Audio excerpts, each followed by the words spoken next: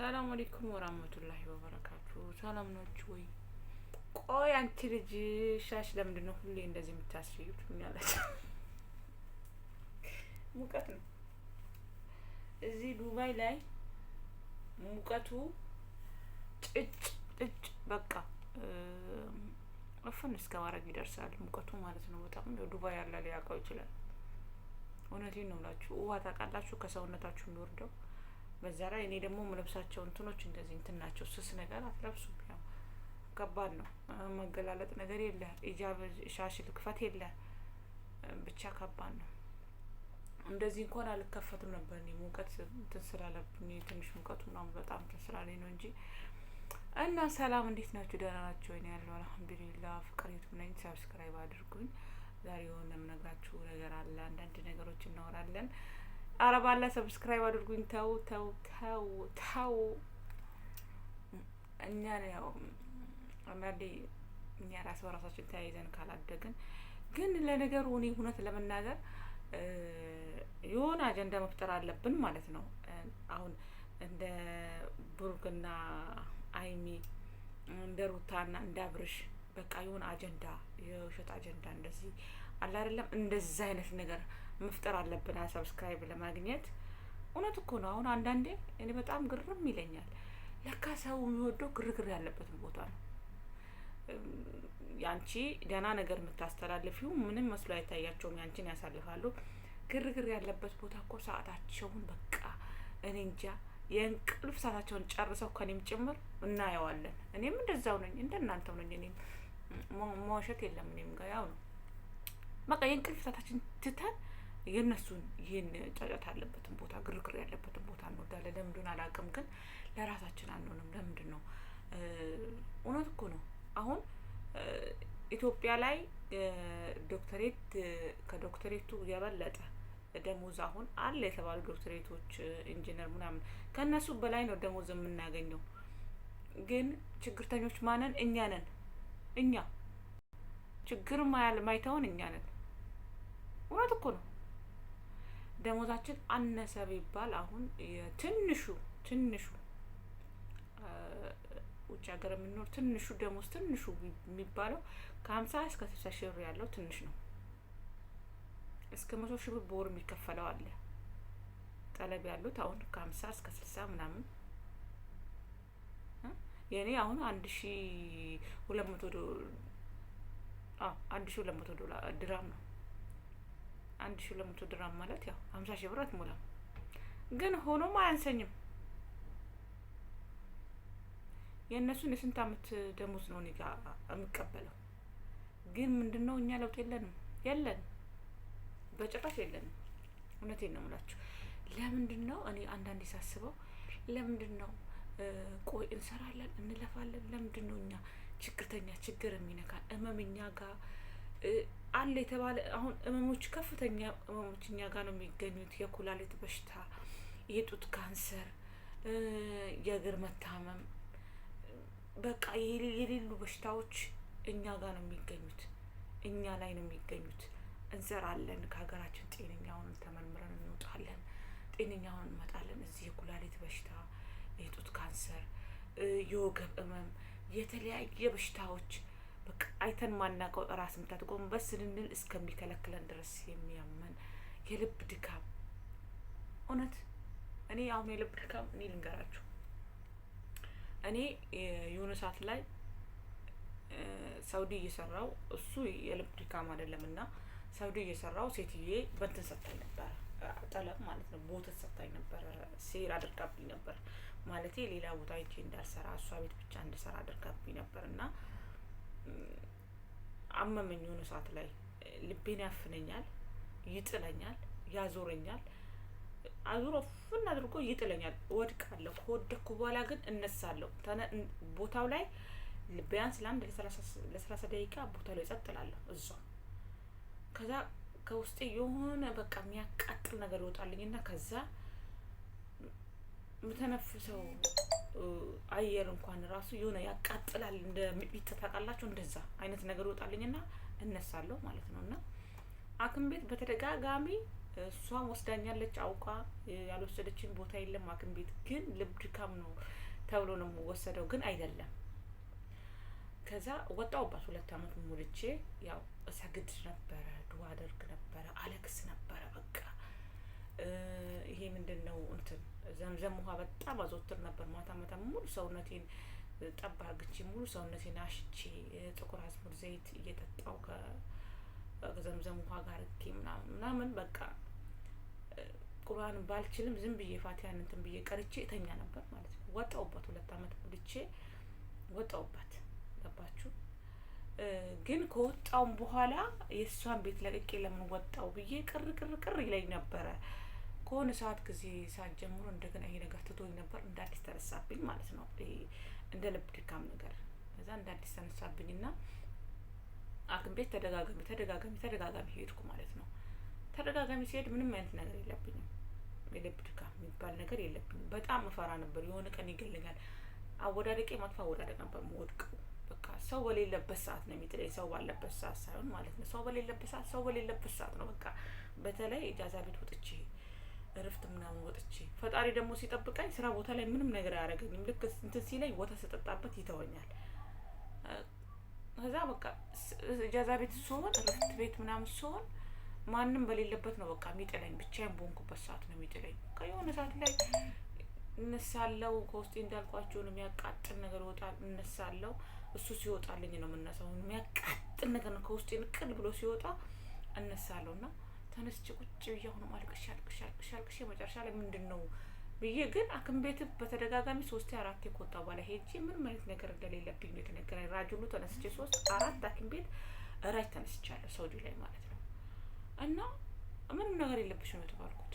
ግን ግዴታ ቁርአን መሄድ ስላለብኝ ሳውዲ ላይ ለሀበሻዎች ሱዳኖች ናቸው። ትልቅ አዳራሽ የሚያክል እንትን አላቸው። ይቀራሉ ቁርአን። ሴትም ወንድ የሴት አለ፣ የወንድ አለ። እዚያ ውስጥ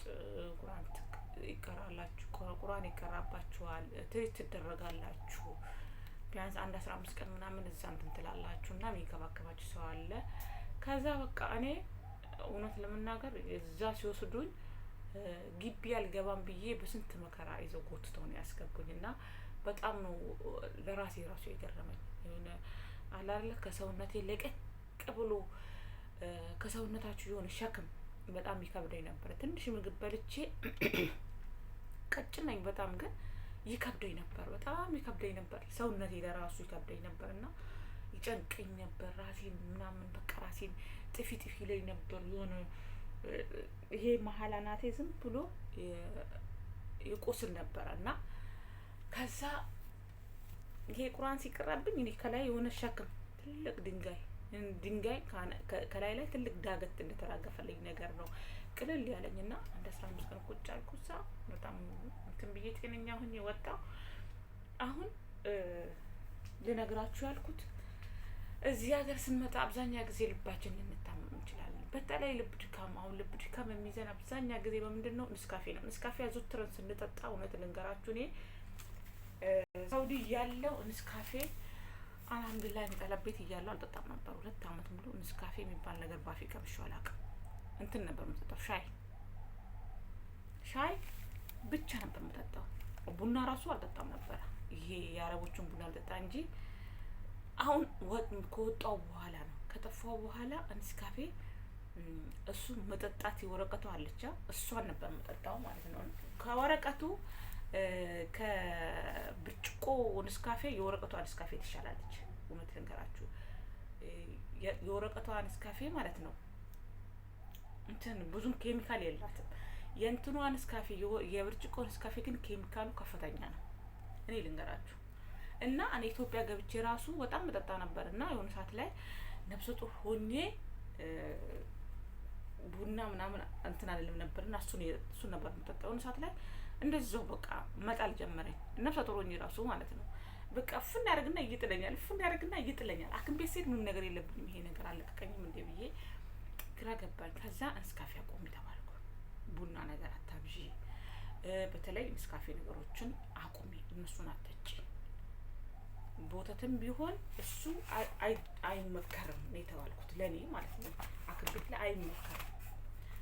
ነው የተባልኩት። በተለይ ነፍሰ ጡር ሆናችሁ ቡና ብዛት አይጠጣም፣ ንስካፌ ነገር አይጠጣም። እና ንስካፌ እኔ ልነግራችሁ እንትን ያልኩበት ምክንያት አሁን ከቅርብ ጊዜ እህታችን ገና ወጣት ናት፣ ገና ብዙ ነገር የሚጠበቅባት ልጅ ነው። እንግዲህ እንደ ድንገት ነው ሞተች የተባለው ዱባይ ላይ። በጣም የሚያሳዝን ነው። እና ያው ለቤተሰቧ ልጆቹም ካለ ልጆቿ መጽናናቱን ይስጣቸው። እኛ ያው እንደዚህ ነን፣ አረብ ሀገር የምንኖር እንደዚህ ነን። ሰርተን ሳያልፍልን እንደገና እንኳን እረፍት ሳናገኝ እንደገና ወደ ሞት እንሄዳለን። እረፍት ሳናገኝ እውነት እኮ ነው። ለፍተን ያልፍልናል ብለን እውነት እኔ አሁን አንዳንዴ ለምንድን ነው ምንለፋው? ለምንድን ነው እንደዚህ ምንሆነው? በቃ ለምንድን ነው አገር ገብተን መቀመጥ የሚያስጠላን የሚለው ነገር አይምሮ ላይ ይመላለስብኛል። ግን እኮ ከሰው በላይ አንበላም። እውነት እኮ ነው። ለምደናል አንዴ ለሰው እየኖርን ነው። ለምደናል አንዴ ለእህቶቻችን፣ ለወንድሞቻችን፣ ለቤተሰቦቻችን እየኖርን ነው። የዋህነት እያጠቃን ነው። ሞኝነት እያጠቃን ነው። ለራሳችን አንሆንም። ስራ እንኳን ፈተና ራሱ ቢሆን ተበድረን እንልካለን። ታምም ያለው ማንም አይረዳኝም፣ የለኝም ማንም አይረዳኝም፣ አልሰራውም ስራ ማንም አይረዳኝም፣ ስራ ጠፍቷል ማንም አይረዳሽም፣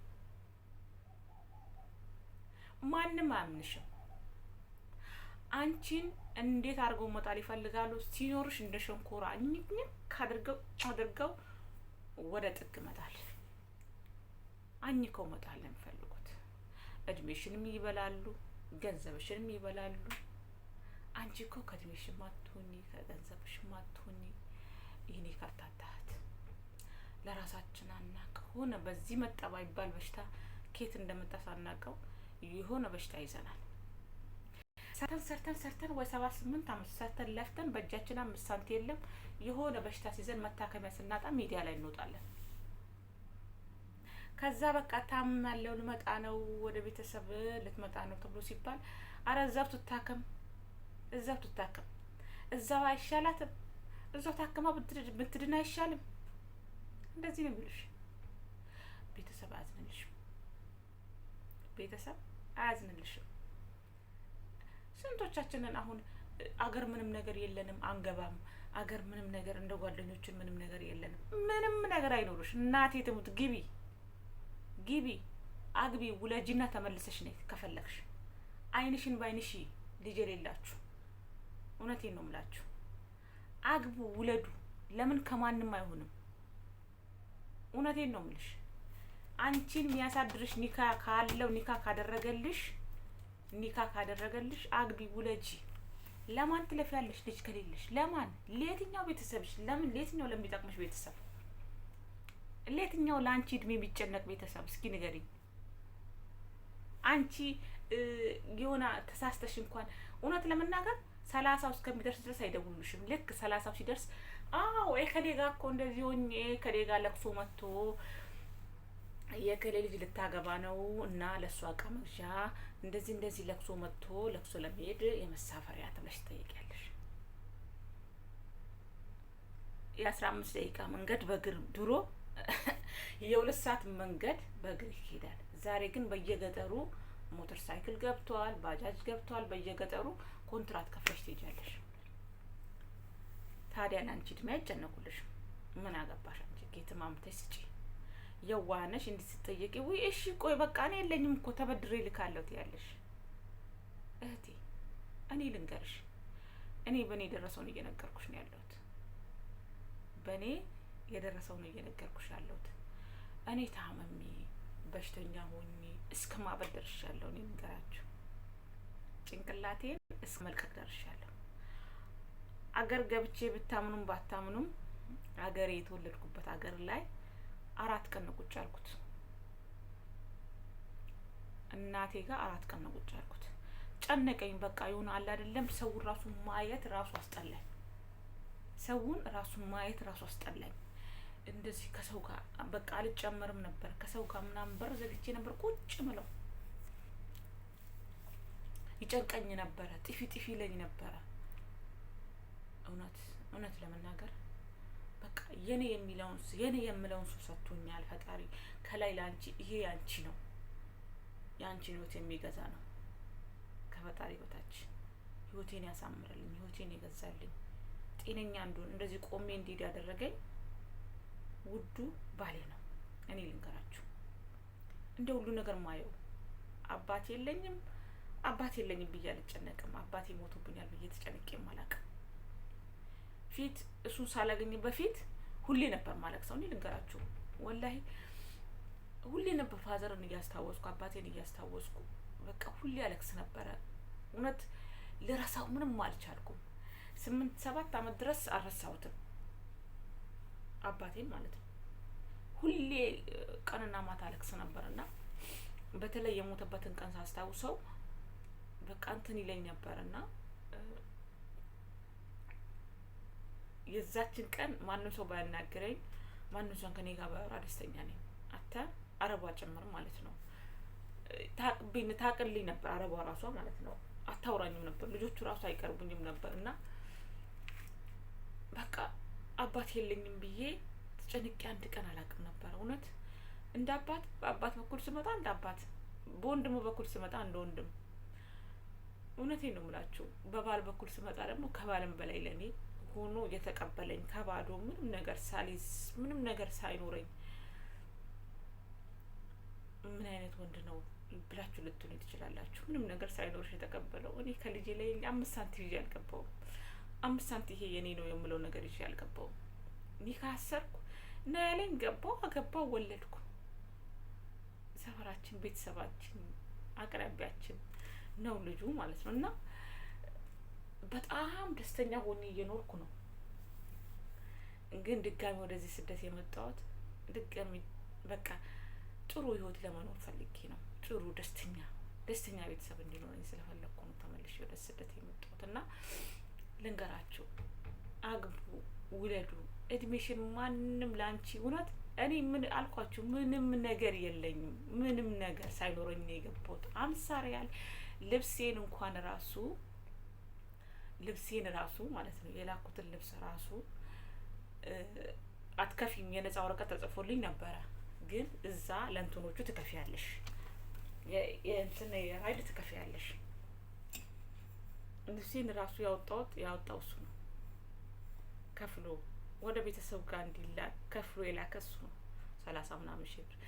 ለእኔ አንዳንዴ ሳስበው እውነቴን ነው የምላችሁ ከላይ ለእኔ የተሰጠኝ እሱ ብቻ ነው። ለእኔ የሰጠኝ ያዘጋጀልኝ እንዳለ እሱ ብቻ ነው።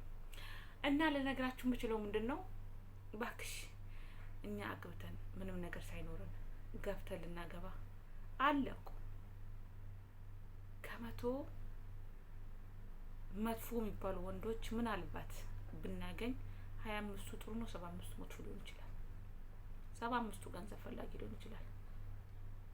25ቱ ደግሞ ንጹህ ፍቅርና ፍቅር ብቻ የሚፈልግ አብረሽ እንድታድግ የሚፈልግ ወንድ ልጅ አለ። አንዳንዴ በጣም እንትን ምንጨነቅ እህቶቻችን አለ። መጨነቅ የለባችሁም። ለምንም አይነት ነገር አትጨነቁ። በስሪ ጠጪ እንደፈለግሹኝ አትጨነቂ። ለቤተሰቤ ለአመት በዓል አላኩም፣ ለእናቴ ለአረፋ አላኩም፣ ለእናቴ ለፍቻ አላኩም፣ ለእናቴ ለጾም ፍቻ አላኩም አትበይ። እኔ ልንገርሽ፣ እኔ እድሜ ዘላለሜን ቤት የእናቴን ቤት ሰራለሁ ብዬ ጉልበቴ ቀንና ማታ፣ እውነቴን ነው የምልሽ፣ ቀንና ማታ የምለፋበት ጊዜ ነበረ። በቃ ምንም ለራሴ ሳልኖር እንደ ጓደኞቼ እንኳን ወርቅ ጓደኞቼ ይገዛሉ፣ ልብስ ይገዛሉ። እኔ ምንም በቃ እንደዚህ አይነት ቢጃማ አለ፣ ሽቲ አለ፣ እንደዛ ነበር የምለብሰው። አንድ ቀን ለራሴ ኖር አላውቅም በህይወቴ ማለት ነው። እና ልነግራችሁ ያልኩት ለራሳችሁ ነው። ለራሳችን መኖር ጥሩ ነው። አትጨናነቁ። መጨናነቅ አያስፈልግም። የሰው ልጅ በሽታ ከየት መጣበት አይባልም። በተለይ አረብ ሀገራት የምንኖር እኛ አላህ ይጠብቀን እንጂ አላህ እሱ በቁድራው ይጠብቀን እንጂ ከሀገራችን በሰላም አምጥቶናል። ወደ ሀገራችን በሰላም እንዲመልሰን አላህን እየሰገድን ዱዓ እያደረግን ስንተኛ ደግሞ ፋቲያን እየቀራን በቃ በተለይ ስንተኛ ፋቲያ ቀርተን ብንተኛ ጠዋት ስንነሳ ቀናችን ብሩ ነው የሚሆነው። ሰግደን ቢያንስ 1-2 ረካ ሰግደን መተኛት። እውነቴን ነው የምላችሁ። ሰግዳችሁ ፋቲያ ቀርታችሁ መተኛት። ከዛ በኋላ ጠዋት ስትነሺ ጤነኛ ነው የምትሆኚው። እስኪ የሆነ ነገር ታሚያለሁ አልሐምዱሊላህ። የድሮ ያለፈውን ነገር አታስታውሺ። ድሮ እንደዚህ ነበርኩ ነበረኝ እንደዚህ ሆንኩ ቤተሰብ በላኝ አታስታውሺ። እሱን ተይው። ልክ እንደኔ ስታስታውሺው አዎ መጭንቅላትሽ ባይምሮሽ ላይ ጠፋ ይችላል። ወይ ወንድምሽ ወይ እኔ እህቴ ናት ያጠፋችብኝ፣ ወይ ወንድምሽ ወይ እህትሽ ወይ ቤተሰብሽ አጥፍቶ ሊሆን ይችላል። ዛሬ እኮ እናት ልጇን ጉያዋ ላይ አድርጋ አንቺ እዚህ እየለፋሽ የእሷን እህትሽ እንደፈለገች ወንጆስ እንድትኖር መታረገም እናት አለች። ትገቢያለሽ። ከገባሽ በኋላ የሰራሽውን ቤት ያው ቤተሰቦች ናቸው ብለሽ አምነሽ ልትሰሪ ትችያለሽ። ልትክድሽ ሁሉ ትችላለች። እናት ናት። እናት አይደለችም የምትክደው። እዛ ጋር ማን ነው? እህቶችሽ ወይም ወንድሞችሽ ናቸው። ምንም ነገር እንደሌለሽ 4 ነጥብ የሚዘጉብሽ ማለት ነው። አምነሽ አንቺ በእነሱ ስም መሬት አትግዢ። አካውንት ካለሽ በአካውንትሽ ብርሽን አተራቅም። እኔ ልንገርሽ፣ ቤተሰብ ማንም ቤተሰብ የሚታመን የለም። ሁሉም ጉድ ነው የሆነው። አገር ከገባ በኋላ ቤት አለኝ ብሎ ገብቶ ሲገባ ያልተካደ በወንድሙ በቤተሰቡ በእናቱ በእህቱ በምኑ ያልተካደ የለም። እኔ ልንገራችሁ፣ ብርሽን እዚህ ሆነሽ አንቺ አረብ ሀገር ሆነሽ እየሰራሽ መሬት ግዙልኝ፣ ቤት ስሩልኝ፣ እንደዚህ ያድርጉልኝ ብለሽ በቤተሰብ ምትልኪ ነገር ከሆነ አታስቢም፣ አታገኝም። እኔ ልንገርሽ አታገኝም። ጥሩ ቤተሰብ አለ የለም። እሱ ሲያምርሽ ይቀራል። ጥሩ ቤተሰብ ሲያምርሽ ይቀራል። ለአንቺ ለማስመሰል አይ ምላሳቸውን ቅቤ አድርገው ሊያወሩሽ ይችላሉ። ግን አይደለም፣ የለም፣ በፍጹም የለም። እኔ ልንገርሽ፣ ብርሽን አካውንት ካለሽ በአካውንትሽ፣ አጎቴ በአጎቴ አካውንት አስቀምጣለሁ፣ ወንድሜ በወንድሜ አካውንት፣ ወንድምሽም በአናቱ ይተከል፣ ምንም ነገር የሚያደርግልሽ ነገር የለም። እህትሽም ቢሆን በአናቱ ትተከል፣ ምንም እሷ ምንም የምትጠቅምሽ ነገር የለም። አንቺን ጋጥ አድርጋ አኝካ ወደ ጎን ነው የምትወረውሽ። ተሳስተሽ ታመሽ ብትገቢ እኮ ለምሳሌ አሁን እዚህ ሀገር ስንገባ ታመን ወይ ኩላሊት በሽተኛ አላህ አድርግብን ታመን ስንገባ ወይ የሆነ ነገር ሆነን ታመን ስንገባ ከቁጥጥር ውጭ ስንሆን መነሳት ቆመሽ ተነስተሽ ሽንት ቤት መጽረረት ሲያቅትሽ እህትሽ ለ1-2 ቀን ልታገስ ትችላለች። ከዛ በኋላ ግን ዞር ብላ አታይሽም። እኔ ልንገርሽ፣ ዞር ብላ ዲስ ሞታ በተገላገልኳት ነው የምትባዩ። እና ልላችሁ የፈለኩት ምንድነው፣ አትጨናነቁ። መጨናነቅ ጥሩ አይደለም። ብዙ ጊዜ በሽታ የሚመጣው ደግሞ በዚህ ነው። እንስካፌ ደግሞ አታብዙ። እኔ ልንገራችሁ፣ በተለይ አሁን ሙቀት ስለሆነ እዚህ ዱባይ ላይ ሁሉም ሀገር ሳውዲ ሜትም ያላችሁ ሙቀት ባለበት ሀገር እንስካፌ አታብዙ። እንደውም ሻይ ቅጠል ብቻ ሱካር ከፈለጋችሁ ትንሽዬ ማንኪያ ጠብ እያደረጋችሁ መጠጣት እንጂ እንስካፌ አታብዙ። ይሄ ቡና ምናምን አታብዙ። እንደው ወተት ካለ ወተት ሞቅ አድርገሽ በጅንጅብል ጠጪ። እኔ ወተት አልወድም። አሁን ግን ግዴታ ትንሽ ሲያመኝ ወተት ዝም ብዬ አይንን ጨፍኜ ነው የምጠጣው። ከዛ ላይ ቶሎ ብዬ ተምር በላበታለሁ እንዲያስታውከኝ ማለት ነው። እና ተምር አቅርበሽ 2-3 ተምር አቅርበሽ 1 ብርጭቆ ወተት ጠጪና ተምር ላብላቢበት። ጠንካራ ነው የምትሆኚው። እውነቴን ነው የምልሽ፣ በጣም ጠንካራ ያደርግሻል። እና እኔ ለነገራችሁ ያልኩት ራሳችሁን ጠብቁ፣ አትጨናነቁ። እኔ እንጃ አላውቅም። እዚህ ዱባይ ላይ ድንገት ሰው ሞተ፣ እንደዚህ ሆነ በልብ ድካም በምን አሁን አይታችኋት፣ አሁን ቲክቶክ ላይ ታይታ ስትጨፍር የነበረችዋ ልጅ እንደነገው ሞተች ይባላል። እኔ አላህ ይወቀው ምኑን እንደሚሞቱን ያላውቅም። ብቻ ራሳችሁን ጠብቁ። በቃ የሆነ ለቤተሰብ አትጨናነቁ። ለቤተሰብ እኔ ላመት ባላላኩም እንደዚህ እኮ ነው ምናምን አትጨናነቂ። ደግሞ እኔ ልንገራችሁ፣ ሰው ሀገር 10-15 ዓመት ለመቀመጥ አትሞክሪ። አገርሽ ገብተሽ ለምን መንገድ ዳር ላይ ካልሲ ያሸጭ? የሀገርሽን አፈር በስርዓት መቅመስ ለአንቺ ትልቅ ነገር ነው። ልንገርሽ፣ ሰው ሀገር አይፈትንም። ሰው ሀገር አንሙት። አገርሽ ላይ እኮ በክብር ትቀበሪያለሽ። አገርሽ ላይ በክብር ገብቶሻል። ለምን 3 ዓመት ጽድት ያለሽ ስራ 3 ዓመት ለምን አሰሪው?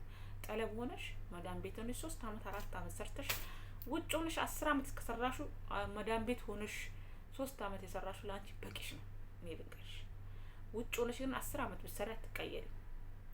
ምክንያቱም ብዙ ነገር የምታረጊያቸው ነገሮች አሉ። መዝናናት ትፈልጊያለሽ። ጓደኞችሽ በሄዱበት ቦታ ሁሉ መሄድ መገኘት ትፈልጊያለሽ። ሰርግ ቦታ እንደዚህ ልደት ምናምን ባለበት በየሽበት ቦታ ሁሉ ጊፍት አለ፣ ስጦታ ይዘሽ መሄድሽ አይቀርም።